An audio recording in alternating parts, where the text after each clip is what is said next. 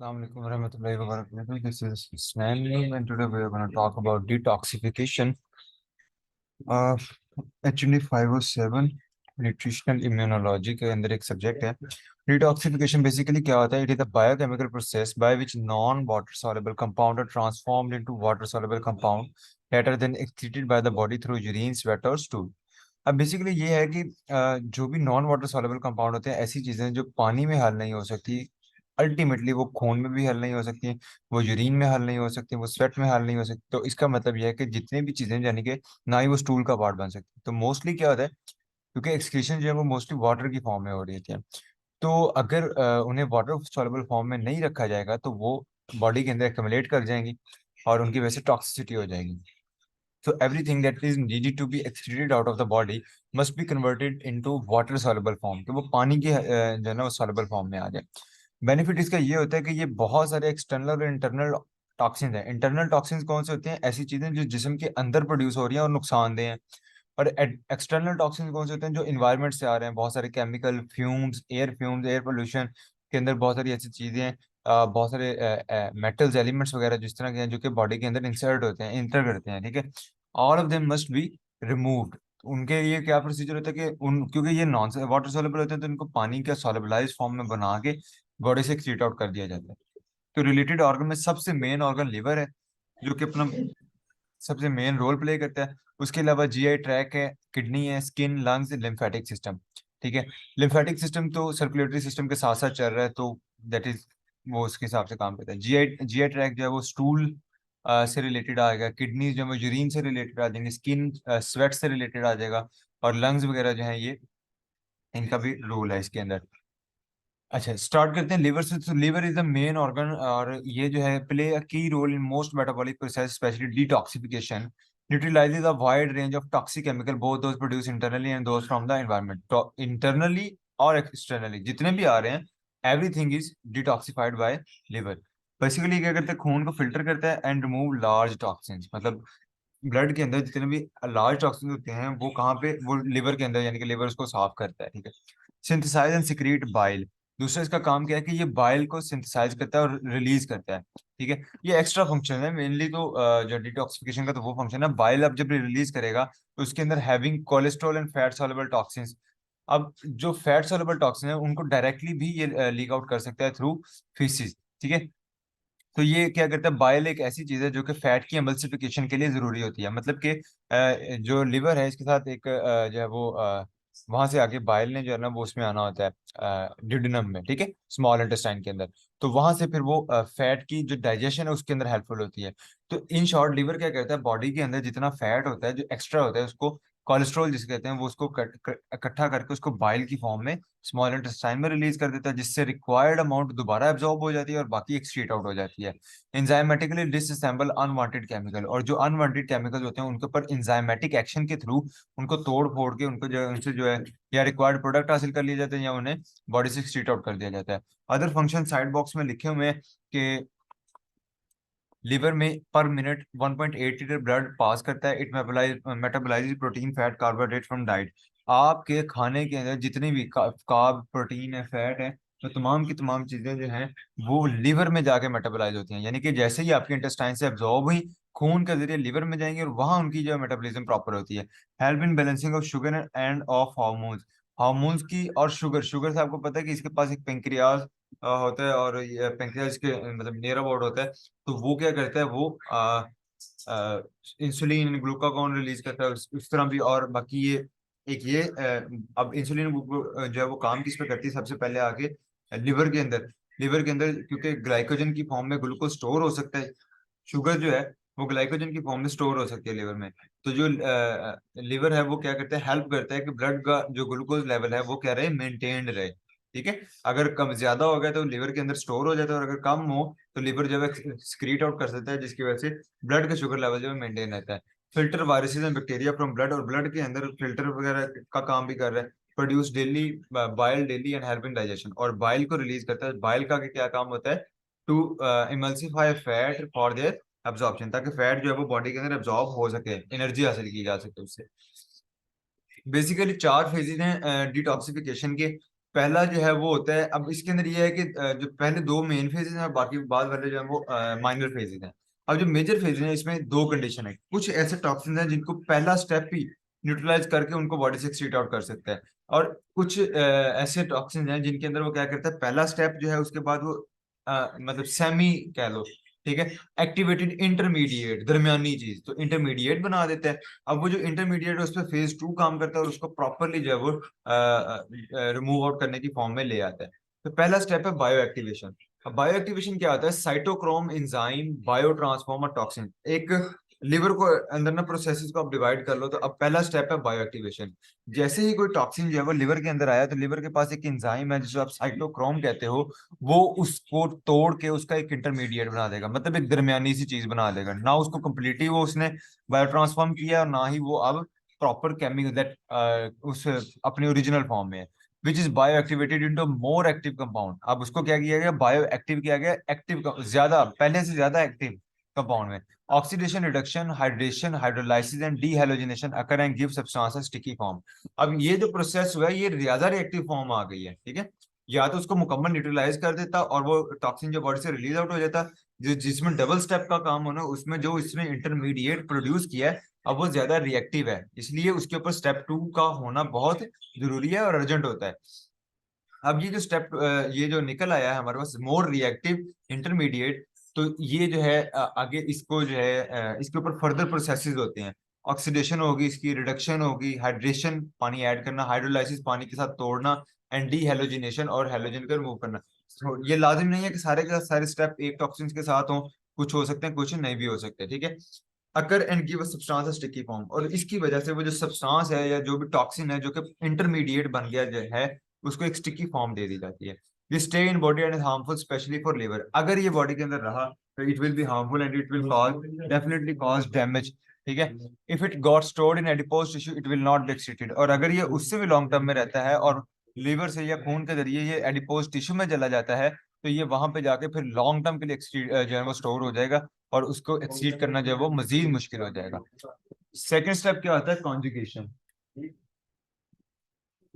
Conjugation different enzyme further complete the bio transformation process. अब जो पहला इंटरमीडिएट आ चुका है उसके ऊपर सेकंड स्टेप आता है, उसके अंदर फर्दर मजीद एंजाइम्स काम करते हैं और उस रिएक्टिव केमिकल को water soluble form non toxic form में कन्वर्ट कर देते हैं। It is called bio inactivation. अब पहला क्या था, बायो ट्रांसफॉर्मेशन, उसकी वजह से वो क्या हो गया था, बायो एक्टिवेशन पहला था, उसके अंदर क्या हुआ था, वो एक्टिवेटेड हो गया था, अब उसको वो क्या कर देगा, inactivate. Different enzyme have an affinity for certain compound, और इसके अंदर डिफरेंट कंपाउंड्स होते हैं और वो डिफरेंटली काम करते हैं, ठीक है। अगर एक स्पेसिफिक टाइप ऑफ टॉक्सिन आ गया तो उसके लिए एक स्पेसिफिक टाइप ऑफ एंजाइम होगा, दूसरी तरफ अगर एक स्पेसिफिक टाइप ऑफ टॉक्सिन और तरह का है तो उसके लिए डिफरेंट एंजाइम डिफरेंटली काम कर सकते हैं। स्टेप्स इंक्लूडेड, अभी के डिफरेंट स्टेप्स हैं। सल्फेशन हो सकती है, मतलब इनको याद करने की ऐसे जरूरत नहीं है कि क्या सल्फेशन क्या है, सिंपल आपको पता है कि सल्फर का ऐड हो जाना। ग्लूको ग्लूकोरोनिडेशन है, मिथाइलेशन है, मिथाइल ग्रुप का ऐड होना, ग्लूकोथायोन कॉन्जुगेशन बाय ग्लूकोथायोन एस ट्रांसफरेज, ये एक एंजाइम है, ट्रांसफर एज, एज का मतलब है कि ये एक एंजाइम है जो कि उसके साथ उस स्पेसिफिक जो सब्सटेंस था जिसको आपने अभी बायो इनएक्टिवेट किया है उसके साथ वो मतलब बायो इनएक्टिवेट करने के लिए उसको आप क्या कर देते हो, उसके साथ ग्लूकोथायोन को कॉन्जुगेट कर देते हो। एसिटाइलेशन हो सकती है, एसिटाइल ग्रुप ऐड होना, ठीक है। अमाइनो एसिड कॉन्जुगेशन, और उसको अमाइनो एसिड कॉन्जुगेशन भी आप उसकी कर सकते हो, मतलब ये डिफरेंट, इनमें कोई स्टेप हो सकते हैं, सारे भी हो सकते, सारे नहीं हो सकते, कुछ एक स्पेसिफिक स्टेप्स हैं जो कि इस काम के लिए होते हैं कि किस तरह जो है वो कॉन्जुगेशन हो सकती है, किस तरह इन शॉर्ट बायो इनएक्टिवेशन हो सकती है। Completely bio transform conjugated compound are remove using transporter protein not enzyme.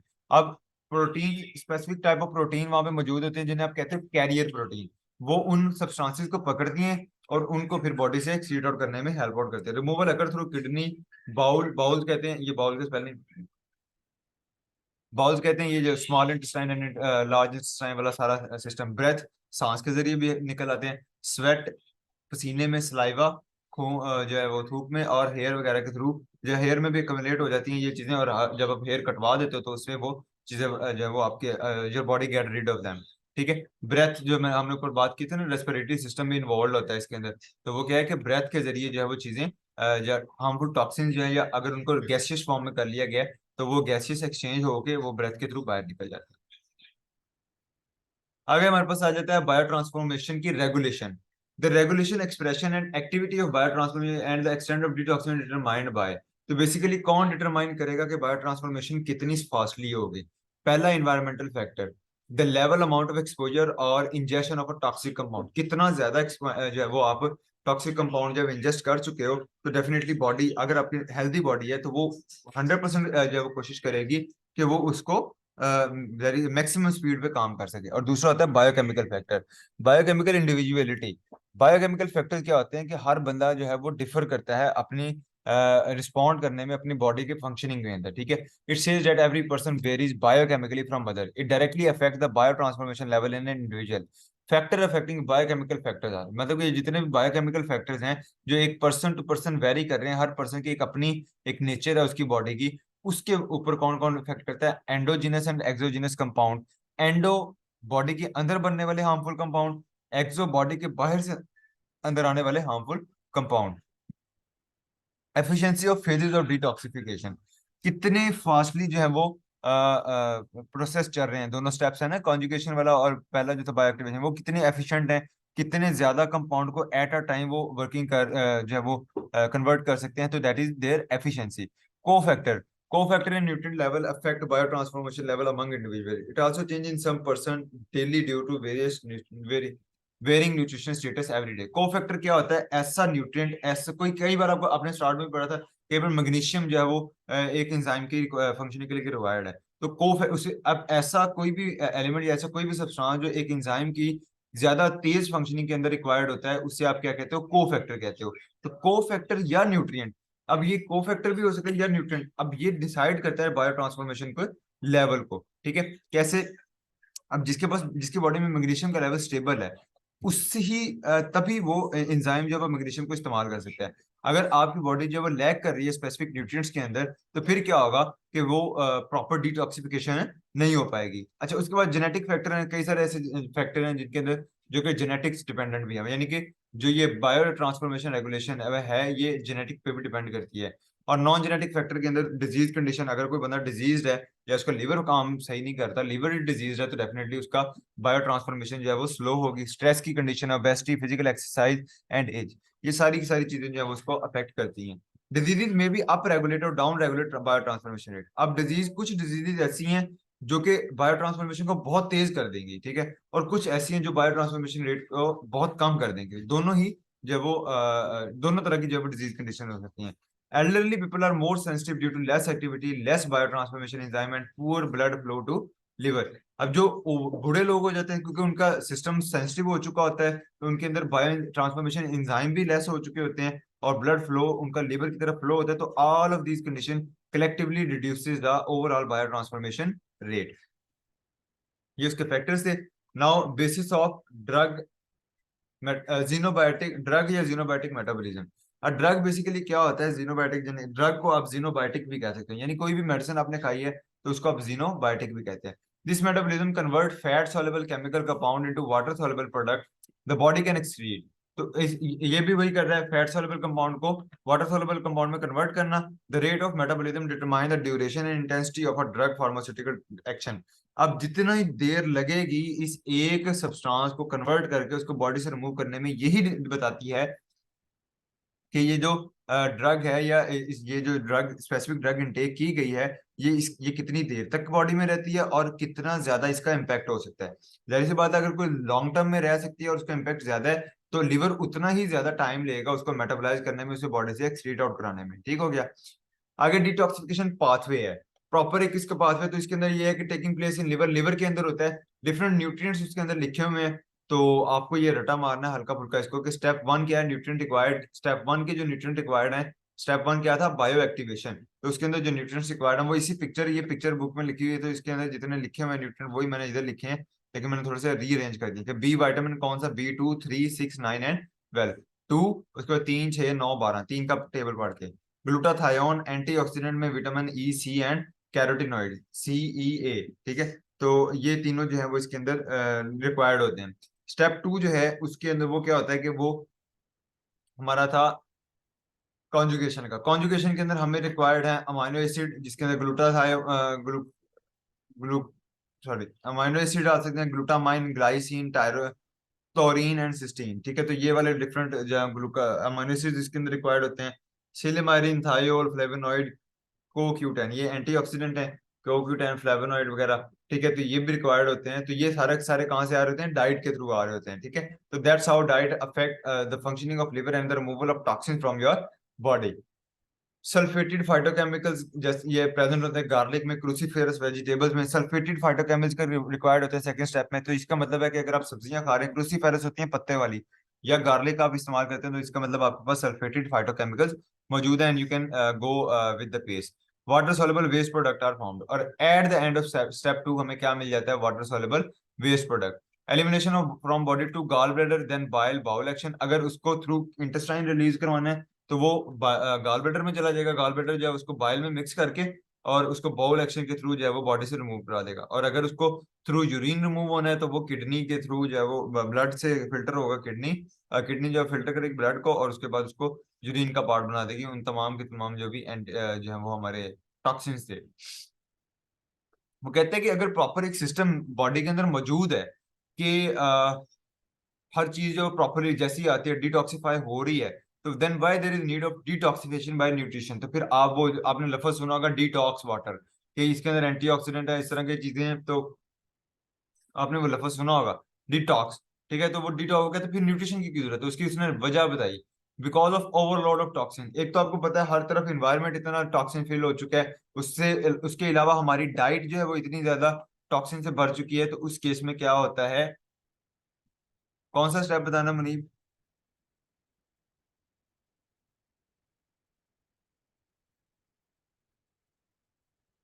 चलो मुझे बता दो, मैं इतनी देर कंटिन्यू कर रहा हूँ।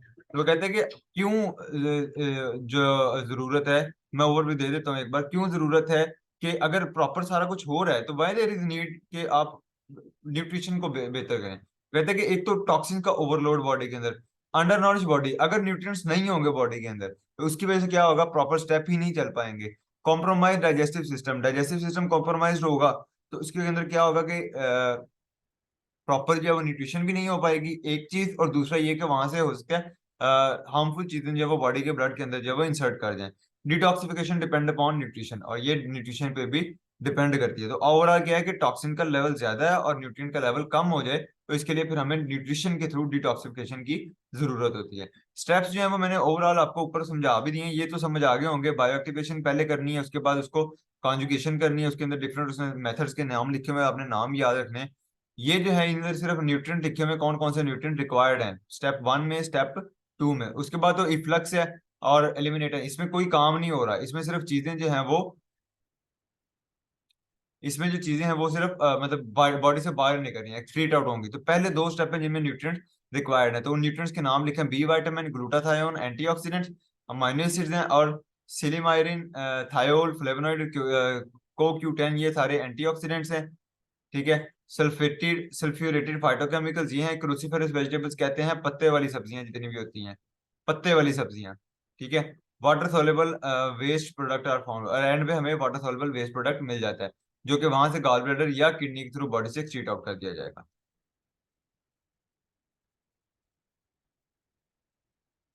उसके बाद हमारे पास आ जाता है टॉक्सिन। क्या है toxin? Basically irritating substance that is disruptive to the normal functioning of our body. कोई भी सब्सटेंस जो कि हमारी बॉडी की नॉर्मल फंक्शनिंग को अफेक्ट करेगा या उसको डिस्टर्ब करेगा, तो वो क्या है? टॉक्सिन है। और बॉडी एक दिन में हजारों केमिकल से जो है वो अफेक्ट होती है, बॉडी के अंदर हजारों केमिकल जो है इंसर्ट होते हैं। तो हमारा डिटॉक्सिफिकेशन सिस्टम ही है जो उसको प्रॉपरली मैनेज करता है और उसको जो है वो सही तरह जो है वो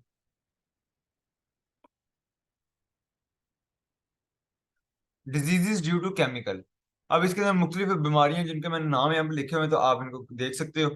इनकी थोड़ी बहुत डिटेल भी आ जाती है। फाइब्रो माइलैगिया, ये मसल पेन है, फटीक है। मसल पेन, अब देखो फाइबर, आपको पता है मसल फाइबर्स फॉर्म में होता है, तो मसल जब फाइबर में, तो फाइबर माइलैगिया का मतलब है muscle pain and fatigue. CFS, chronic fatigue syndrome, ठीक है। ये फटीक से रिलेटेड दोनों है। ये मैंने कैटेगराइज किए हुए हैं बेसिकली ना, तो आपके ताकि आपको याद रह जाए, ठीक है। ये आ गया फटीक से रिलेटेड। उसके अलावा ये नॉन कम्युनिकेबल में mainly obesity, CVD and diabetes, ये तीनों इकट्ठे आ गए। हार्मोनल इश्यूज आ गए, और neurological disorder, depression, Parkinson and Alzheimer. तो मैंने चार कैटेगरी बना दी। नॉन कम्युनिकेबल डिजीज मेनली जो प्रिवेलेंट है, मेटाबॉलिक डिजीज कह लो इनको, ठीक है। हार्मोनल इश्यूज आ गए, फटीग रिलेटेड इश्यूज आ गए और न्यूरोलॉजिकल डिसऑर्डर आ गए। तो इस तरह आपके लिए याद करना आसान हो जाएगा कौन कौन सी बीमारियां जो है अगर आपसे 5-6 के नाम पूछ ले कोई। Where do toxin come from? तो पहला एयर, एयर में कौन सा टॉक्सिन है हमारे पास? ओजोन। ओजोन क्या कर सकता है? ये कार्डियोवास्कुलर डिजीजेस कॉज कर सकता है, ऑक्सीडेटिव डैमेज कॉज कर सकता है, म्यूटेट डीएनए लेवल पे जाके जो है वो चीजें छेड़ सकता है, डिस्टर्ब ऑटोनॉमिक सिस्टम, और ऑटोनॉमिक सिस्टम को खराब कर सकता है। ओजोन जो है वो बेसिकली तो आपके जो है वो इन्वायरमेंट के अपर लेवल पे जो या अपर लायर बहुत ऊपर जाके जो इसकी एक प्रॉपर लेयर बनती है। लेकिन यहाँ पे क्या सिनेरियो है कि बहुत सारी इंस्ट्रूमेंट ऐसे हैं, बहुत सारी जो है वो मशीनरी ऐसे जो ओजोन लेयर को रिलीज करती है। ठीक है, तो उसकी वजह से ये सारे जो सिस्टम होते हैं। और डब्ल्यू एच ओ के मुताबिक एयर पोल्यूशन की वजह से इस जो है ना 3 बिलियन डेथ्स होती हैं पर ईयर।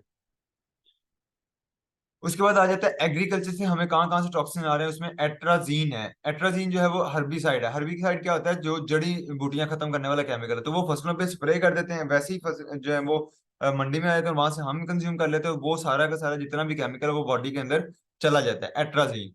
ठीक है, तो उसकी वजह से क्या हो सकता है? प्रमोट फेमिनाइजेशन, कि ये जो है एट्राजीन जो है ये टेस्टोस्टेरोन का लेवल कम कर सकता है, जिसकी वजह से फेमिनाइजेशन प्रमोट होती है। ग्लूकोनियोजेनेसिस को प्रमोट करता है, कि जिसके अंदर जो है वो डिफरेंट अदर जो न्यूट्रिएंट्स हैं, जैसे कि या प्रोटीन है, बॉडी की मसल मैस है या फैट है, उनसे एनर्जी पूरी करना जो है वो शुरू कर देता है। Inflammation, disturb of hormonal signal, इनके जो है वो इन्फ्लेमेशन कॉज करता है और हार्मोनल सिग्नल को डिस्टर्ब कर देता है। Increase P450 enzyme that convert androgen to estrogen. Cytochrome P450 enzyme are essential for drug metabolism. और इसके अलावा ये P450 एंजाइम है बॉडी के अंदर, उसको स्टिमुलेट कर देता है कि वो जो है एंड्रोजन को, एंड्रोजन किसे कहते हैं? टेस्टोस्टेरोन को। तो वो उसको कन्वर्ट कर देते हैं एस्ट्रोजन में। एस्ट्रोजन का हाई लेवल जो है वो फेमिनाइजेशन की क्या होता है? मिसाल होता है, मतलब उसके एक यू कैन से उसका एक इंडिकेटर होता है। पेस्टिसाइड, पेस्टिसाइड क्या होते हैं? कैंसर। पेस्टिसाइड एग्रीकल्चर में पेस्टिसाइड भी आ जाते हैं, यानी कि कीड़े मार अद्वियात। उसकी वजह से कैंसर हो सकता है, लेकिन उसमें आगे लाइन लिखी हुई थी कि अभी तक प्रॉपर रिसर्च है सच नहीं आई जो डायरेक्ट लिंक बता सके कैंसर और उसके दरमियान। उसके बाद आ जाता है एंडोमेट्रियोसिस। ये भी एक कंडीशन है जिसकी वजह से होती है। एंडोमेट्रियोसिस क्या होता है? The appearance of endometrial tissue inside uterus, यानी कि जो यूटेरल पोर्शन होता है वहां पे टिश्यू अपीयर हो जाता है बाहर वाली साइड पे, मतलब अंदर से इस तरह लगता है कि there is something expending out of this. ठीक है, उसके बाद आ जाता है कि पेल्विक पेन विद मेंस्ट्रुएशन, यानी कि एंडोमेट्रियल टिश्यू जो है वो उससे बाहर आ जाता है। और दूसरा ये है कि पेल्विक पेन होती है, मतलब सारा वो इस एरिया में पेन हो गया, और मेंस्ट्रुएशन के अंदर भी आएगी। प्लास्टिक्स, प्लास्टिक जो है वो इसके अंदर बीपीए केमिकल है, बिस्फेनोल ए। ठीक है, in can lining, plastic bottle, dental sealant, paint and cash register receipt, ये सारी की सारी वो चीजें हैं जहाँ पे बिस्फेनोल जो है वो ए यानी कि मौजूद होता है, और आप हाथ लगाते हो या वैसे ये चीजें जो वो बॉडी के अंदर थ्रू मतलब प्लास्टिक जला देते हो तो उस केस से में ये चीजें निकल आती हैं। उसके अलावा डेंटल सीलेंट्स होते हैं, पेंट्स हैं, उनके जरिए भी ये चीजें जो है वो बॉडी के अंदर इंसर्ट हो सकती हैं। डिस्टरप्ट एंड एक्टिवेट और ब्लॉक सम हार्मोनल एक्शन, और ये बहुत सारे हार्मोनल एक्शन जो है उनको डिस्टर्ब कर सकता है या एक्टिवेट कर सकता है, मतलब जहाँ रिक्वायर्ड नहीं है वहां उसको डिस्टर्ब कर देगा, उस वहां उनको ज्यादा एक्टिवेट कर देगा, और जहाँ उनकी रिक्वायरमेंट है वहां पे डिस्टर्ब भी कर सकता है। तो और दूसरा इसकी कंडीशन प्लास्टिक की वजह से क्या होता है? हार्ट डिजीज इंक्रीज हो सकते हैं। इनको मैंने कलर हल्का हल्का दिया हुआ था, वैसे यहाँ से मेरे ख्याल हट गया है। सीवीडी के ऊपर देना था ब्लू कलर, तो मैंने दिया हुआ था ब्लू। इसमें भी सीवीडी है। हार्ट डिजीज की जगह सीवीडी लिख सकते हो, कोई इशू नहीं है। यहाँ भी सीवीडी है और इसमें भी सीवीडी है। इसमें भी कैंसर है, इसमें भी नहीं है, और इसमें भी कैंसर है। तो इस तरह मैंने कलर दिए हुए हैं। Body hair care product, body के अंदर कॉस्मेटिक के जितने भी प्रोडक्ट हैं उनके अंदर shampoos and lotion and nail products वगैरह हैं। तो वुमन के 12 प्रोडक्ट्स ऐसे चेक किए गए जिनमें 168 टॉक्सिन्स मौजूद थे, और मेन के 6 प्रोडक्ट्स चेक किए गए जिनमें 85 टॉक्सिन्स मौजूद थे। तो टॉक्सिन जो है वो केयर प्रोडक्ट आप इसलिए कॉस्मेटिक्स इस्तेमाल करते हैं कि your स्किन और your त्वचा will be very good, but उसके अंदर 168 टॉक्सिन्स हैं वुमन के अंदर, और मेन वाले के अंदर 85 टॉक्सिन्स मौजूद हैं, यानी कि जो बॉडी को हार्म कर रहे हैं, बॉडी को इफेक्ट कर रहे हैं। ठीक है क्या? क्लीनिंग प्रोडक्ट के अंदर जो है वो टॉलिन, बेंजीन, फॉर्मेल्डिहाइड, फिनोल, ये वो सारी चीजें हैं जो कि ये फर्श वगैरह साफ करने वाले जो केमिकल्स होते हैं, या ये जो वो जैसे हार्पिक वगैरह हो गए, इनके अंदर मौजूद होती हैं। तो ये भी जो है वो इंसर्ट हो सकते हैं, मतलब इनकी स्मेल के फ्यूम्स के थ्रू। ये वैसे ही जिस चीज पे लगाया, सरफेस पे लगाया, हाथ लग गया, उसके बाद आपने खाना खा लिया उसी हाथों से, तो उसकी वजह से जो है वो ये बॉडी के अंदर चले गए, तो ये भी हार्ट प्रॉब्लम काज कर सकता है, ल्यूकीमिया होता है, व्हाइट ब्लड सेल्स की कमी हो जाना, and nerves damage, nerve damage हो जाते हैं। देन फूड डायरेक्टली भी टॉक्सिन का सोर्स हो सकते हैं। डेयरी एंड एनिमल प्रोडक्ट, आपको पता है उनको इंजेक्शन लगाए जाते हैं, हार्मोन्स के, एंटीबायोटिक्स के, पेस्टिसाइड वगैरह के, एंटी एनिमल फीड के अंदर पेस्टिसाइड मिला होता है, तो कहीं ना कहीं से वो उनकी बॉडी का पार्ट बन जाते हैं। ठीक है। IGF-1 cause cancer growth and accelerated ageing. अब IGF-1 क्या है? ये होता है इंसुलिन ग्रोथ फैक्टर 1। तो ये बेसिकली एनिमल प्रोडक्ट्स या जो जानवरों का मतलब जैसे गोश्त वगैरह उसके अंदर मौजूद होता है, और ये कैंसर कॉज कर सकता है।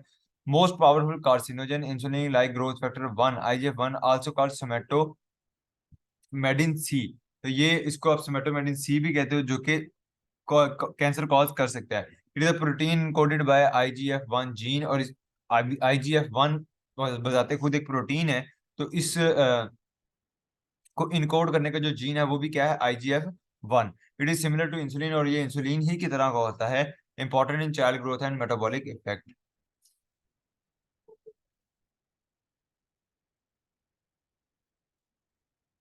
उसके अलावा फूड के अंदर प्रोसेस्ड फूड है, प्रिजर्वेटिव है, एडिटिव है, GMF है, GMF था, जेनेटिकली मॉडिफाइड फूड है, आर्टिफिशियल कलर्स हो गए, and flavour, alcohol and caffeine. तो ये डिफरेंट जो है ये भी as a source of you can say toxin काम कर सकते हैं। टाइप ऑफ टॉक्सिन में दो तरह की टॉक्सिन हमारे पास मौजूद है, एक्सोटॉक्सिन एंड एंडोटॉक्सिन। ये वो हैं जो इन्वायरमेंट से हमारी बॉडी के अंदर आते हैं, और ये होते हैं जो हमारी बॉडी के अंदर प्रोड्यूस होते हैं। इनके अंदर बहुत सारी मिसालें आपको मिल जाएंगी, जीरोबायोटिक, जीनोबायोटिक्स हैं, एयर पोल्यूटेंट्स हैं, मेडिसिन बहुत ज्यादा लोग खाते हैं, तो वो सारी चीजें आ जाएंगी। और इस तरफ जो है वो ये है कि sign of struggling liver, slow digestion, sorry, जो एंडोटॉक्सिन था उस तरफ आना था मैंने। Gut toxin, bacteria, parasite, yeast. अब गट के टॉक्सिन से मुराद क्या है कि बैक्टीरिया बॉडी के अंदर रिसाइड कर रहा है, और वह वहां से कोई ऐसा टॉक्सिन रिलीज कर देता है, दैट इज एंडोटॉक्सिन। हॉर्मोन्स हैं, बाइल एसिड्स हैं, मेटाबोलाइट्स हैं। मेटाबोलाइट होता है कि कोई काम के दौरान कोई चीज जो है वो, मतलब एक स्टेप वाइज प्रोसीजर था, तो उसके एक प्रोसीजर खत्म हो गया, उसके साथ साइड प्रोडक्ट्स निकलते हैं ना, तो उनको आप क्या कहते हो? मेटाबोलाइट्स। तो ये मेटाबोलाइट्स हैं, ये सारे क्या हैं? एंडोटॉक्सिन, जो बॉडी के अंदर होने वाले प्रोसेस के दौरान प्रोड्यूस हुए हैं, and they now they don't have any kind of action in further research. ठीक है, उन उस एक प्रॉपर उसके अंदर, प्रॉपर प्रोसेस के अंदर उसका कोई भी काम नहीं होता। ठीक है, तो मेटाबोलाइट तक वो काम हो जाता है। Sign of struggling liver. Struggling liver से क्या मुराद है? कि ऐसा लीवर जो कि डिजीज है, जो प्रॉपर काम नहीं कर रहा, तो उसके क्या है? स्लो डाइजेशन, फैट्स, यानी कि डाइजेशन प्रॉपर नहीं होगी, और दूसरा क्या है? कि स्टूल है, यानी कि जो फीसिस है उनके अंदर फैट नजर आएगा, वो फैटी स्टूल होगा। फॉगी ब्रेन, धुंधला धुंधला सा, हर टाइम ब्रेन कंफ्यूज रहना, disordered metabolism, migraine, hormonal issue, sugar craving, immune system issues, irritable bowel issue, thyroid issue, abdominal bloating, fatigue, aches and pain. तो ये डिफरेंट टाइप ऑफ इश्यूज हैं जो कि एट द एंड जो है वो मतलब शो करते हैं कि लिवर इज स्ट्रगलिंग, और या liver is in a disease state. ठीक है। मेटाबॉलिज्म में कोई इशू आ जाए, एक तरफ का सर दर्द करना, हार्मोनल इशू आ जाए, भूख जल्दी लग जाती है। ठीक है।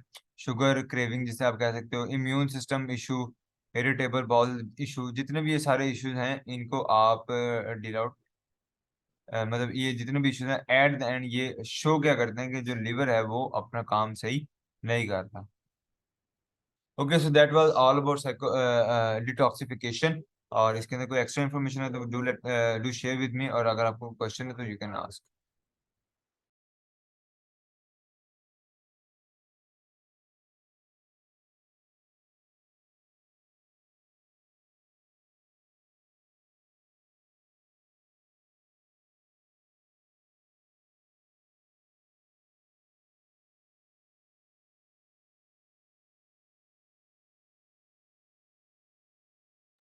लाइपोफिलिक होता है लिपिड अट्रैक्टर, मतलब ऐसी चीज जो लिपिड की तरफ अट्रैक्ट होती है, फैट की तरफ अट्रैक्ट होती है।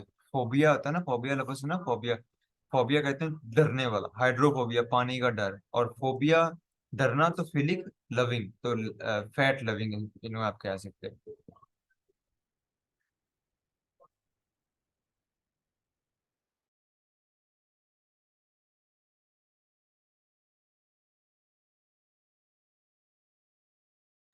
Any other question?